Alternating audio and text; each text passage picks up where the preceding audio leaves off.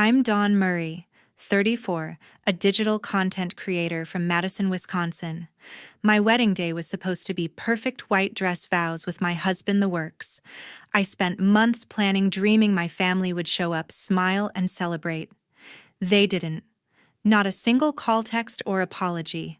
My parents and brother skipped it like I was invisible again. It stung, but I moved on, built my life, and made millions creating content that millions love. Last month, I posted a photo of my new Tesla $120,000 fully loaded on Facebook. My phone stayed quiet for days. Then out of nowhere, my mom called, her voice sharp. "Where did you get the money? Family meeting tomorrow." My stomach churned. They hadn't cared about my wedding, but that Tesla got their attention. I knew what they wanted: money, not me. But I had a plan, something they'd never see coming. Stick around to see how I turned their greed against them. Have your family ever ignored your big moments? Drop your story in the comments. I read everyone. Let's talk about it. I grew up in a quiet neighborhood in Madison, Wisconsin. Our house was a 2-story brick home, the kind you'd find in any middle-class suburb, with a neat lawn and a basketball hoop in the driveway. My father, Philip Murray, worked as an insurance agent, days spent selling policies, evenings glued to football games.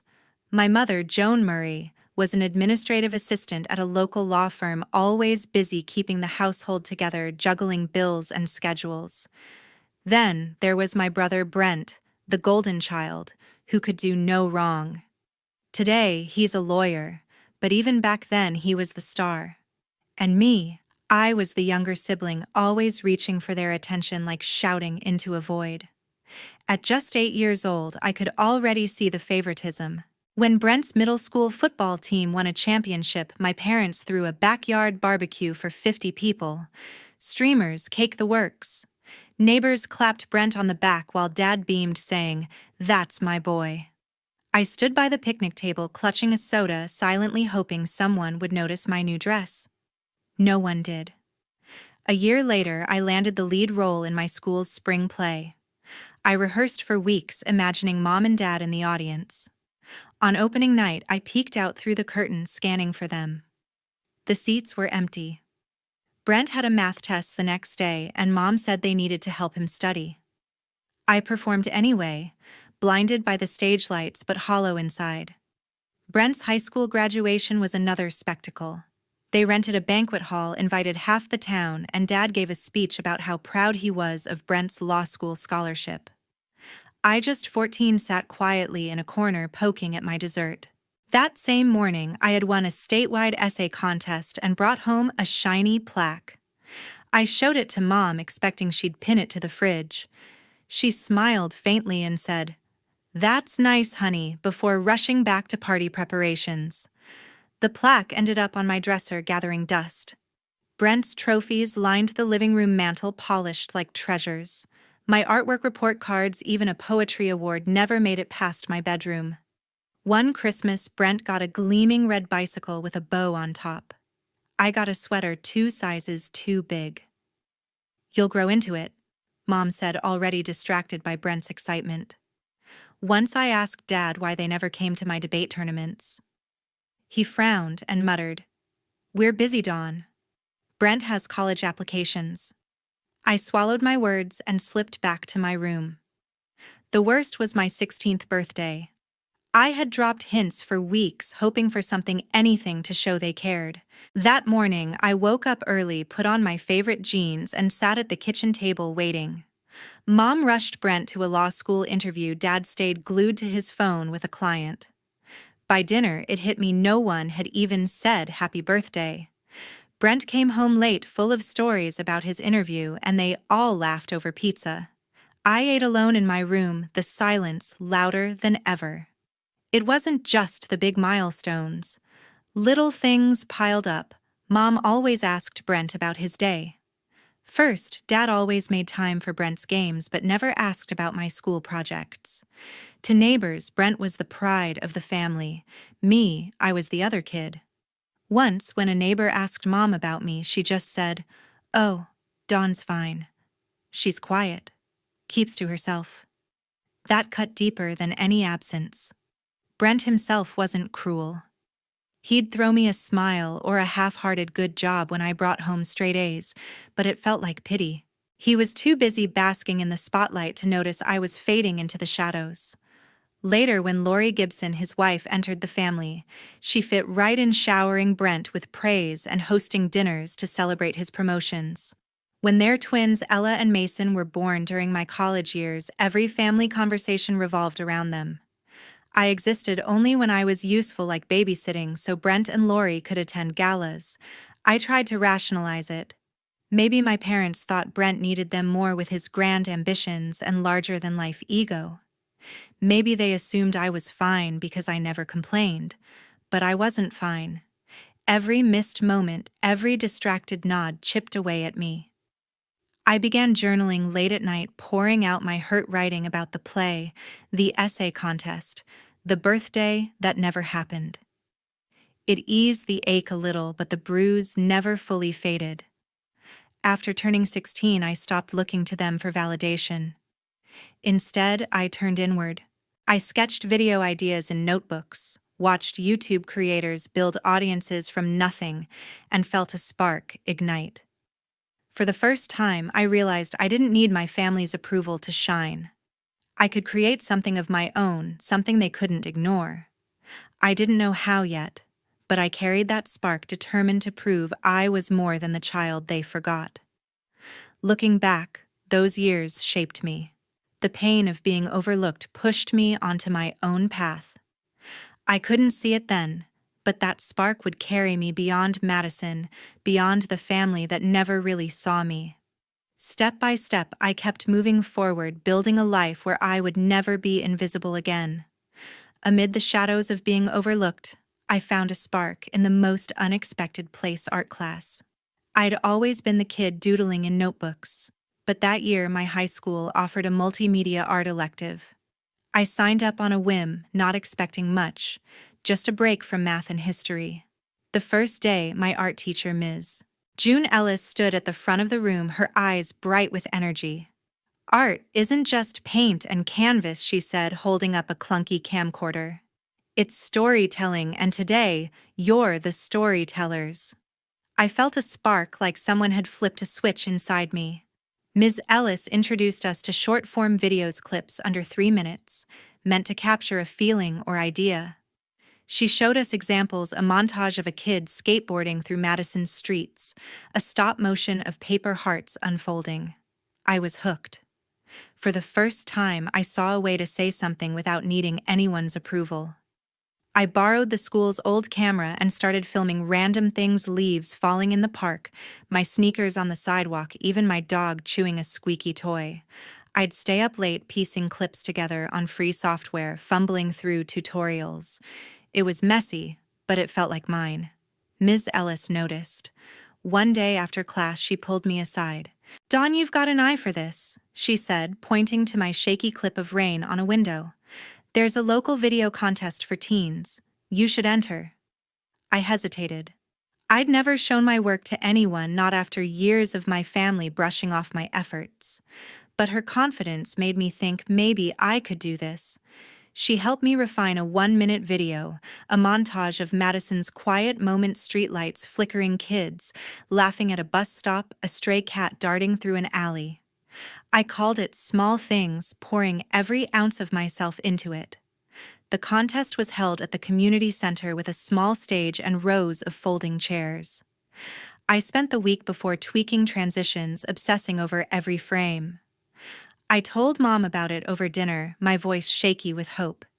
"It's a big deal," I said, sliding the flyer across the table. She glanced at it, then said, "Sounds fun, Dawn. Brent's got a mock trial this weekend, so we're swamped." My heart sank, but I pushed it down. I asked Dad later, thinking he might show up. "I've got a work thing," he said, not looking up from his newspaper. Brent just shrugged, already on his phone. I went anyway. Alone, my stomach knotted with nerves. The night of the contest, I sat in the back, clutching my program. Other kids' videos played, some funny, some artsy, all good. When Small Things came up, I held my breath. The room went quiet as my clips filled the screen, a close-up of dew on grass, a slow pan of a frozen lake music I'd found online tying it together. When it ended, people clapped real loud applause. I felt alive, like I'd finally said something worth hearing. Then they announced the winners. First place, Don Murray, the judge called. I froze, then stumbled to the stage, gripping a small trophy. Strangers congratulated me, but I kept scanning the crowd for mom or dad. The seat stayed empty. I walked home that night, trophy in hand, the streets lit by pale streetlights. I'd won, but the high faded fast. My family didn't even ask about it the next day. At breakfast, Mom was busy praising Brent's mock trial win and Dad was on a call. Brent tossed me a cool Dawn when I showed him the trophy, but it felt like an afterthought. I wanted to scream to make them see what I'd done, but I didn't. Instead, I went to my room, opened my laptop, and started editing again. If they wouldn't notice, I'd make others notice. That's when I started my YouTube channel. I called it Dawn's Lens, nothing fancy, just a place to share my clips. I uploaded small things first, expecting maybe 10 views. By the end of the week, it had 100. Comments trickled in, people saying they loved the vibe, the way I captured little moments. One wrote, "This feels like home." I read it over and over, my chest tight with something new pride.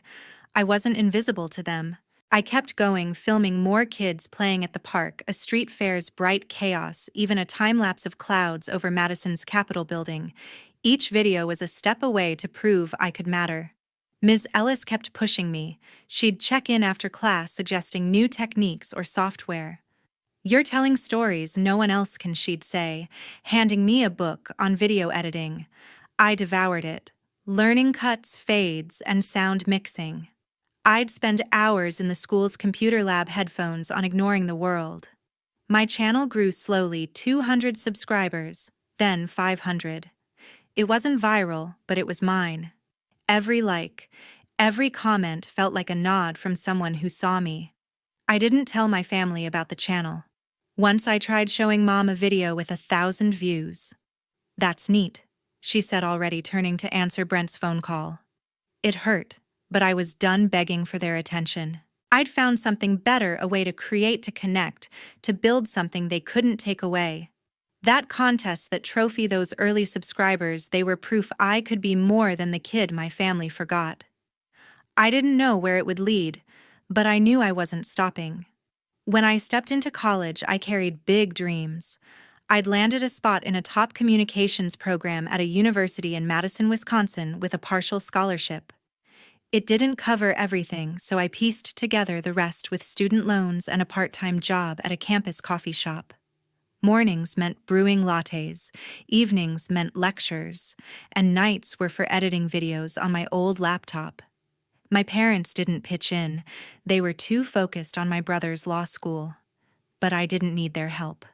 I was chasing a future that was mine alone. My first year was relentless. I juggled shifts, assignments, and my YouTube channel, Dawn's Lens. I posted short clips, dorm life montages, skits about exam stress that pulled in a few thousand views. It wasn't much, but it kept me going. In my second year, I took a digital media class with my professor, Alan Burke.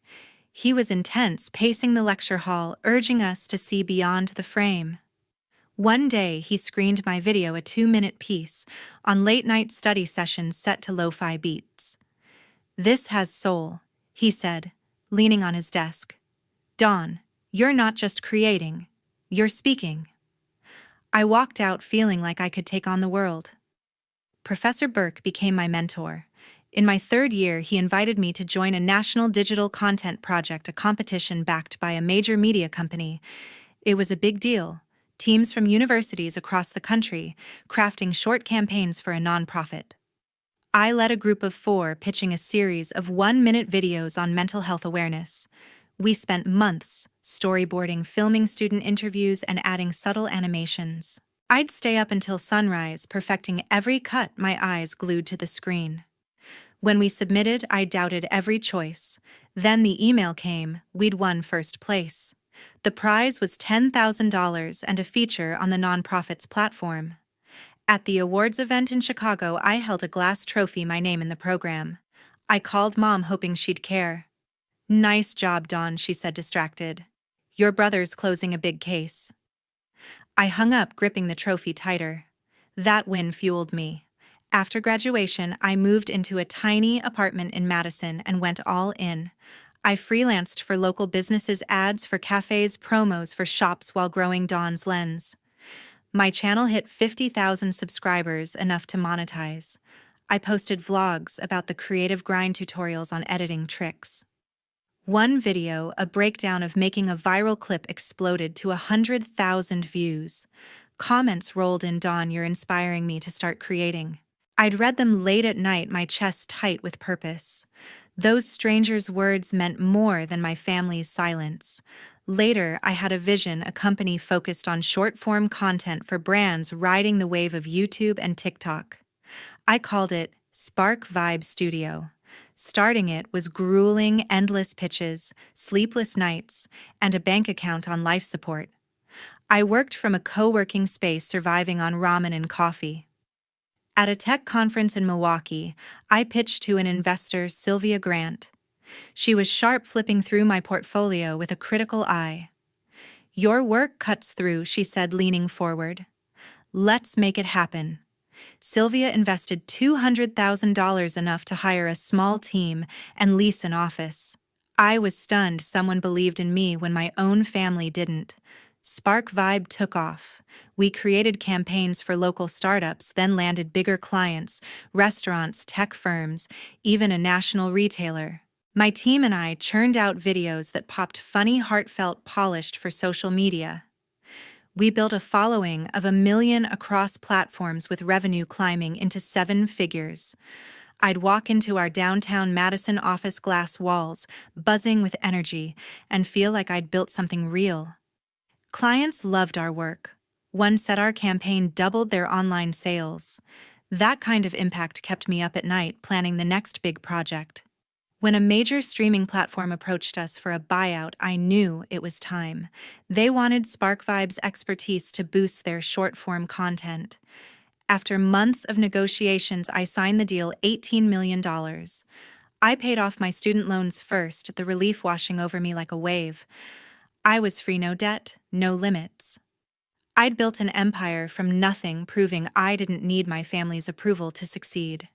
They hadn't reached out in years, ignoring my graduation, my videos, my wins. But I wasn't done yet. I was ready to build a life beyond their shadow. When I met Kyle Sanders, I found my anchor. We met at a coffee shop where I was editing a video between Spark Vibe meetings. He was at the counter ordering a black coffee, his flannel sleeves rolled up, a quiet confidence in his smile. We started talking about work life, Madison's brutal winters. He was a mechanical engineer, steady but warm, and by the end of that chat, I wanted to see him again. We started dating, stealing moments between my late-night edits and his long shifts at a firm. He'd bring me takeout during deadlines. I'd drag him to art fairs, laughing when he faked understanding my video rants. For the first time, I felt truly seen. A year later, Kyle proposed. It was simple, just us on a park bench, the lake nearby shimmering. He pulled out a ring, hand steady, and said, "Dawn, you're my home. Marry me." I said yes, my heart racing, picturing our future. Planning the wedding was a whirlwind. I picked a small garden venue with string lights, perfect for a summer evening. I chose a soft ivory gown, feeling like a dream. I sent invitations to my family, my father, my mother, my brother, hoping they'd show. I called Mom, voice tight. "It's my wedding," I said. "Will you be there?" She paused, then said, "We'll try Dawn. Brent's got a big case." My stomach nodded, but I kept planning, telling myself it didn't matter. The wedding day arrived. I stood before a mirror, adjusting my veil, nerves buzzing. Kyle squeezed my hand, whispering, "You're beautiful." I walked down the aisle, his eyes locked on mine, and for a moment everything was perfect. But as I glanced at the crowd, my family's seats were empty. No dad, no mom, no Brent.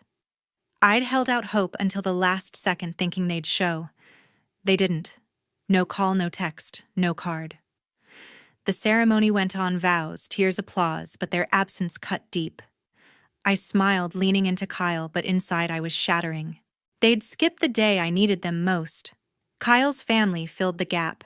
His parents, warm and loud, pulled me into hugs, calling me our Dawn. His sister planned a dance playlist, getting everyone on the floor. After the ceremony, they hosted a backyard reception at their house, picnic tables, homemade pie, laughter. Kyle's dad raised a glass, saying, "To Dawn and Kyle, here's to family." My throat tightened, torn between gratitude and pain. Their warmth highlighted my family's coldness. I'd spent years chasing my parents' approval, but here was a family who embraced me fully. Still, as I danced with Kyle's cousins, my family's absence lingered like a bruise. After the wedding, Kyle and I built a life together. We rented a small house in Madison with a porch for weekend coffee. He'd sketch designs for work, I'd edit SparkVibe videos, and we'd toss ideas back and forth. When SparkVibe hit rough patches, clients delaying payments, a team member quitting, Kyle was my rock. "You've got this," he'd say, pulling me close. I supported him too, listening when project deadlines stressed him out. We argued over small things, dishes, dog walks. But we were a team, something I'd never had growing up. Kyle's family became my own. His parents invited us for Sunday dinners, serving roast and potatoes. His sister called to check in, asking about my latest projects. When SparkVibe landed a big client, they threw a small party with a goofy banner. Their support was everything I'd wanted as a kid. But every time I sat at their table, a quiet ache remained. My family didn't just miss my wedding, they acted like it never happened. I sent them photos, hoping for a spark. Nothing. I called Mom once, asking if she'd seen the album. "It's lovely," she said, then talked about Brent's kids. I stopped reaching out. After selling SparkVibe for $18 million, I paid off our loans, the relief overwhelming. Then I splurged a sleek electric blue Tesla, $120,000, parked proudly in our driveway. I posted a photo on Facebook, not expecting much, just sharing a moment of pride. My family hadn't contacted me in years, ignoring my wedding, my wins. But that Tesla photo caught their eye, setting the stage for something I'd been waiting to face. Living with Kyle taught me family isn't just blood. It's the people who show up, who see you. Kyle cheered my successes, held me through doubts. His parents gave me warmth I'd never known. Yet my family's silence still hurt. Every milestone, our house, 1 million followers, felt bittersweet without them. I'd lie awake wondering why I wasn't enough. Kyle would say, "You're enough for me." It helped, but the pain stayed, a reminder of what I'd overcome. A week after posting the Tesla photo, Mom called asking for a family meeting. Her voice was clipped, formal, like she was scheduling a dentist appointment. "We need to talk, Dawn," she said. "Can you come to Madison?" I froze, my phone heavy in my hand. Years of silence, and now this, because of a car. Kyle sat beside me, his hand on my shoulder. "You don't have to go," he said. But I did. I needed to face them, to finally say what I'd held back for years. The drive to my parents' house in Madison felt endless. I gripped the steering wheel, my knuckles white, rehearsing what I'd say. Kyle offered to come, but I told him this was mine to handle. I pulled up to the familiar brick house, the same one I'd grown up in, now feeling like a stranger's. My father opened the door, his face neutral. "Good to see you," he said, as if I'd just been there last week. My mother was in the living room setting out coffee. Brent sat on the couch scrolling his phone. No one hugged me. The air was thick, like we were all holding our breath. We sat around the dining table, the same one where I'd once begged for their attention. Mom started, her voice overly warm. "Dawn, we saw your car. You've done well." I nodded, waiting for the catch. Brent leaned forward, cutting to it. "Ella and Mason need help with college," he said, referring to my niece and nephew, Ella and Mason Gibson. "Tuition's steep, and I'm underwater with my mortgage. You've got the means now." Dad chimed in, his tone matter of fact. "Family steps up, Dawn. That's how it works." I stared at them, my pulse racing. They hadn't called in years, hadn't come to my wedding, but now they wanted my money. I took a deep breath, my voice steady but sharp. You want to talk about family, I said. Where were you when I got married? When I walked down the aisle alone looking for you? Mom shifted her eyes on the table. We were busy, Dawn, she said. Brent had his case. I laughed bitter. You were busy for my entire life. My plays, my contests, my graduation. You were never there. But now you see a car, and suddenly I'm family. Brent rolled his eyes. Don't make it dramatic, he said. We're just asking for help. Dad nodded. You've got millions. What's a little for your niece and nephew? Their words hit like punches, but I was done shrinking. I built my life without you, I said, my voice rising. I won awards, started a company, sold it for $18 million, all while you cheered for Brent's every move. You didn't even send a card for my wedding. Mom's face tightened. We meant to, she said weakly. Meant to doesn't cut it, I snapped. You chose him over me every time. Now you think I owe you, I don't. The room went quiet, their faces a mix of shock and guilt. Brent muttered, You're being selfish? I stood my chair, scraping the floor. Selfish, I said. I've spent years trying to be enough for you. I'm done. I'd planned my next move weeks ago after Mom's call. I'd kept it quiet, even from Kyle wanting it to land hard. You think I'm sitting on that money for myself? I said, pulling a folder from my bag. I'm giving most of it away. I slid the papers across the table, a press release already sent to local news. I'd donated $15 million to a children's education charity funding scholarships for kids who'd never had a chance. This is what family means to me, I said. Helping people who need it, not people who ignored me until they saw dollar signs. Mom's hands shook as she read the document. $15 million, she whispered. Dad's face went red. You're throwing it away, he said. Brent slammed his hand on the table. That could have set Ella and Mason up for life. I met his eyes, unflinching. You set them up, I said. I did this for kids who don't have anyone. You had your chance to be my family. You chose not to. I turned to leave, my heart pounding but lighter than it had been in years. As I walked out, Mom called after me. Dawn, wait, she said, her voice breaking. I paused at the door, not turning. We're sorry, she said. We didn't know how much we hurt you. I wanted to believe her, but apologies now felt hollow, tainted by their request for money. You knew, I said quietly. You just didn't care. I stepped outside the door, closing behind me. The weight of their neglect didn't vanish, but I felt free, like I'd finally reclaimed my voice. Driving back to my house, I thought of Kyle, his parents, the life we'd built. They were my family now, the ones who showed up. The charity donation wasn't just a statement, it was my way of giving back, of turning pain into purpose. News of the donation spread fast. My phone buzzed with messages from strangers thanking me, calling me an inspiration. I didn't need my family's approval anymore. I'd built something bigger than their rejection, and I wasn't looking back. After the family meeting, I walked away with a freedom I'd never felt before. I drove back to my house in Madison, Wisconsin, the weight of years lifting off my shoulders. I'd said everything I needed to lay bare the pain of their neglect. There was no going back. I blocked my parents' and brothers' numbers, deleted their emails, and unfollowed them online. It wasn't easy. Cutting ties with family feels like carving out a piece of yourself, but it was necessary. I was done chasing their approval, ready to focus on the life I'd built with Kyle and the purpose I'd found in giving back. The fallout came fast. I heard through mutual friends that my brother Brent lost his house. He couldn't keep up with the mortgage payments he'd mentioned at the meeting, and the bank foreclosed. My niece and nephew, Ella and Mason, had to move into a smaller apartment with him. Philip and Joan pushed back their retirement plans. They'd been counting on financial help, maybe from me, maybe from Brent's imagined success, but now they were stuck working extra years, taking on side jobs to cover bills. Part of me felt a pang thinking of Ella and Mason caught in the mess, but I'd offered them love for years, sent gifts, reached out. They'd ignored me just like their parents had. I couldn't fix their choices.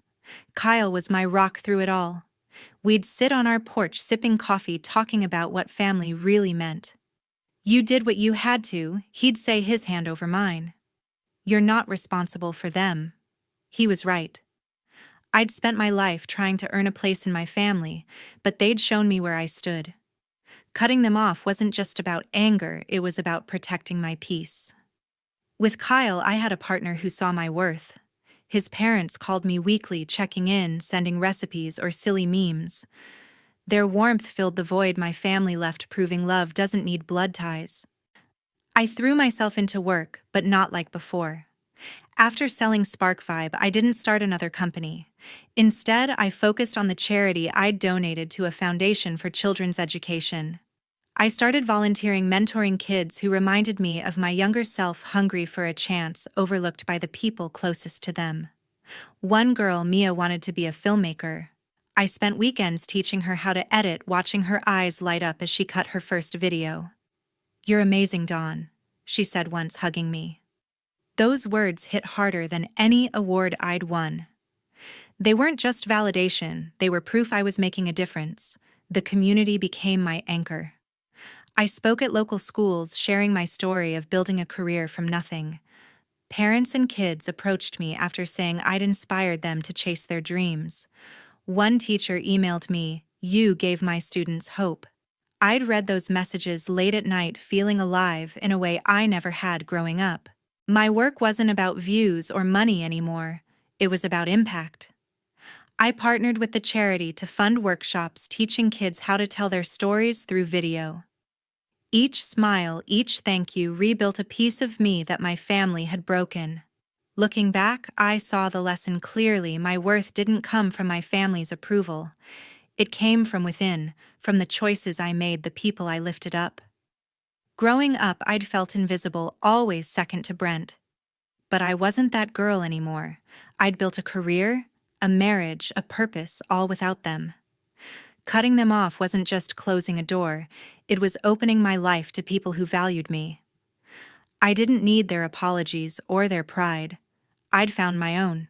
Sometimes I'd drive through Madison, passing places tied to my past, the park where I'd filmed my first videos, the coffee shop where I met Kyle. Those memories didn't hurt anymore. They were chapters in a story I'd written myself. Kyle and I started planning new adventures, travel, maybe a family of our own. His parents joked about grandkids sending us baby name lists we'd laugh over. The future felt wide open, not weighed down by old wounds. I still thought about my family sometimes, wondering if they'd ever understand what they lost. But I didn't dwell on it. I'd spent too long waiting for them to change. Now I was living for me, for Kyle, for the kids, like Mia, who needed someone to believe in them. My story wasn't about their rejection anymore.